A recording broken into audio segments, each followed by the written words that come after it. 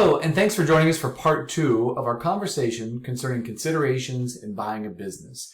This video series is brought to you by the Toledo Small Business Development Center. If you have any questions about the topics that we discuss or need a referral to a lawyer or a CPA or just to talk about more details concerning buying a business or what these steps look like, please reach out to the Small Business Development Center to find some help and understand better this process. Now again, this is a process that you really should navigate with an attorney or CPA helping you out. But this conversation, this presentation is going to give you a little more background and a little more vocabulary when it comes to buying a business. So in part 1 of this conversation, we talked about what are the general steps in buying a business and very, very basic valuation of a business. That's a really gray area.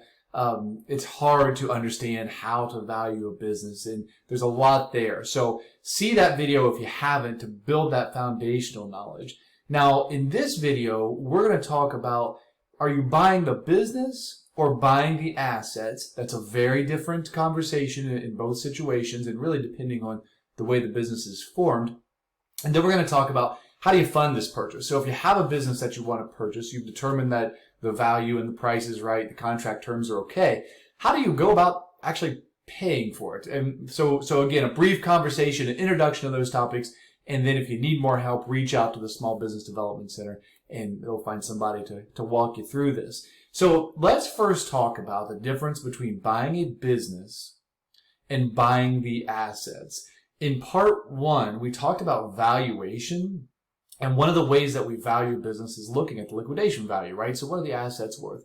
Well, in some cases, it makes sense to just buy the assets of a business, and they'll be a little overpriced because you're technically buying the entire business, but to just buy the assets of the business and not the actual business itself.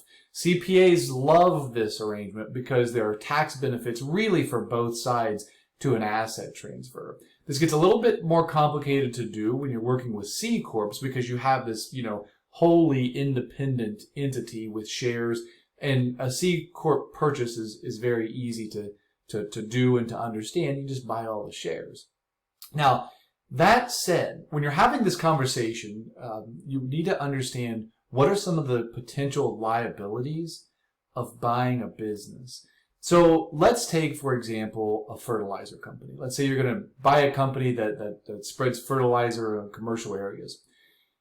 You may consider buying the entire business because some of the advantages would be when you buy that business, as long as the contracts that the business has are assignable or there's no language in those contracts that cancels the contract if the business changes hands, that purchase, right, that client, that customer is still legally obligated to fulfill that contract. And that's a huge deal, especially if you're in the commercial fertilizing game, where a lot of times there are ongoing contracts that renew each year.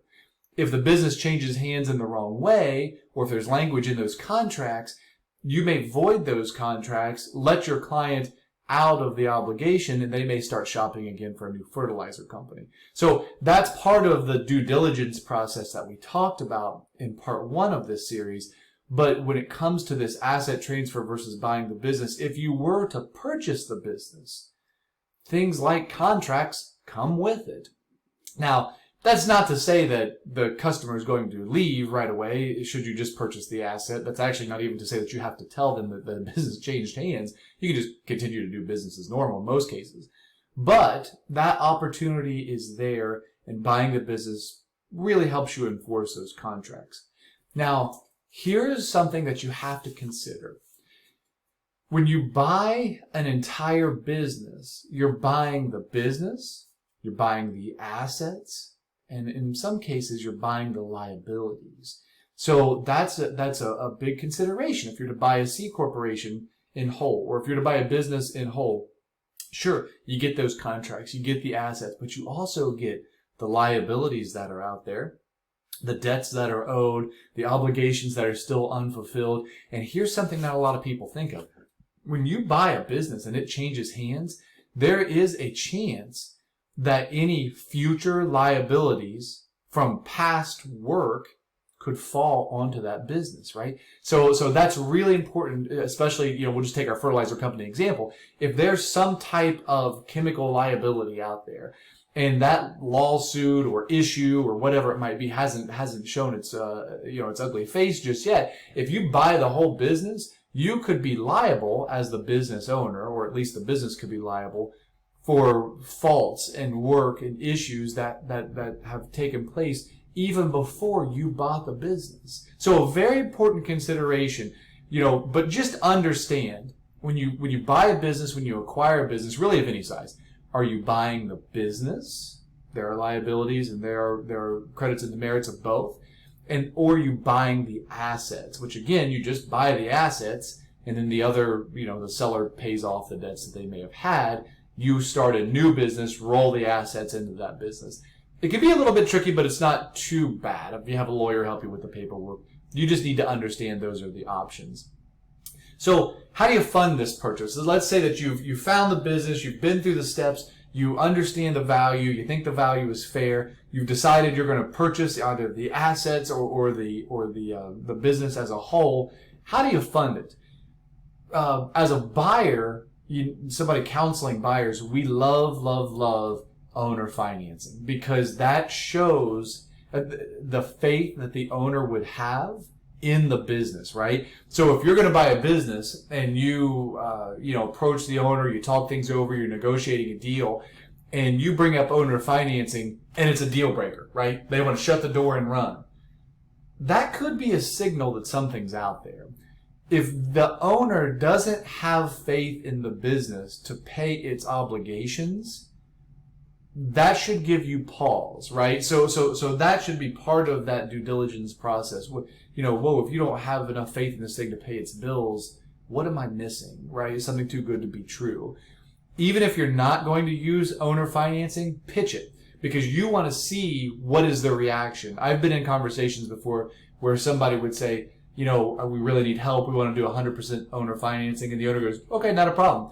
Because they know the business, as long as you don't mess it up, is going to cover its debt obligations. That's a great signal.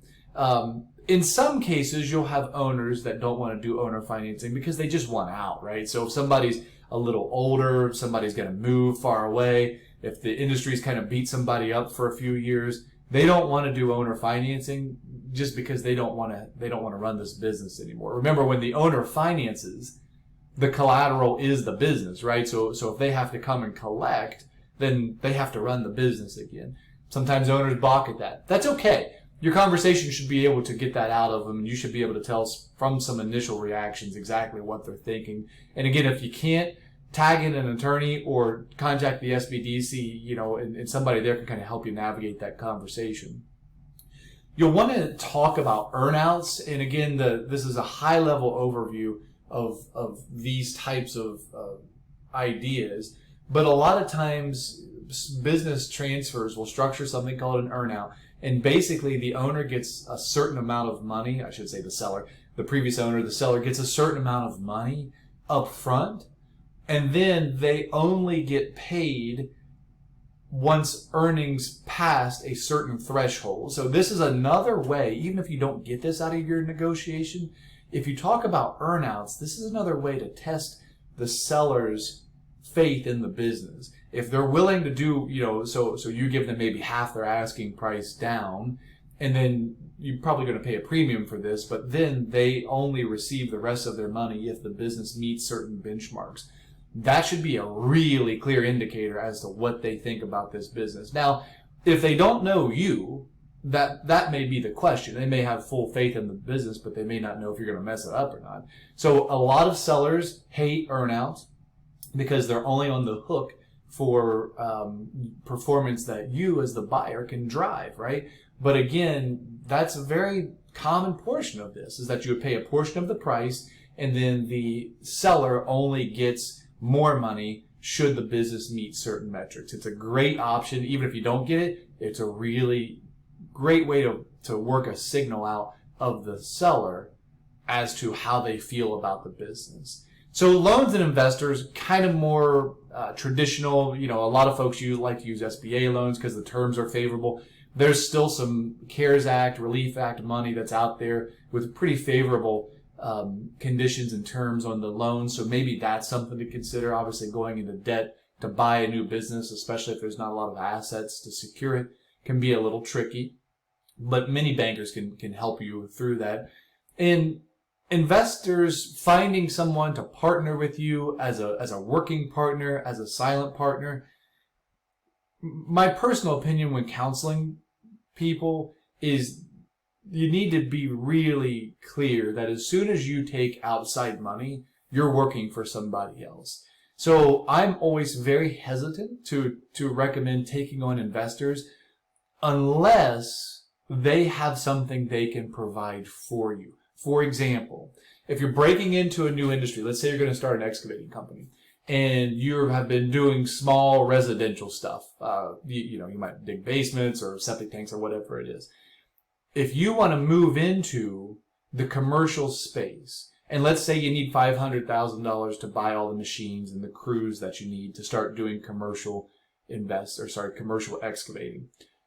If you are approach an investor who happens to have a lot of connections in the commercial building industry, that's a different conversation because it's not just their money. Money's easy to get right now as far as starting or buying a business, but it's not just their money, it's their connections to revenue. So you might take them on as an investor because of what they can do for the business. Again, this is a short overview. It's part 2 of a series. If you haven't seen part 1, check out part 1. I think there's a lot that's there that'll lay the foundation for a good conversation. If you have questions about any of this, the paperwork that's involved, contact the SBDC. They'll find somebody to help you. And this is an exciting topic. Buying a business is scary and exciting, but you need to know the vocabulary and the processes to help you through it. I hope you found this helpful. Thanks.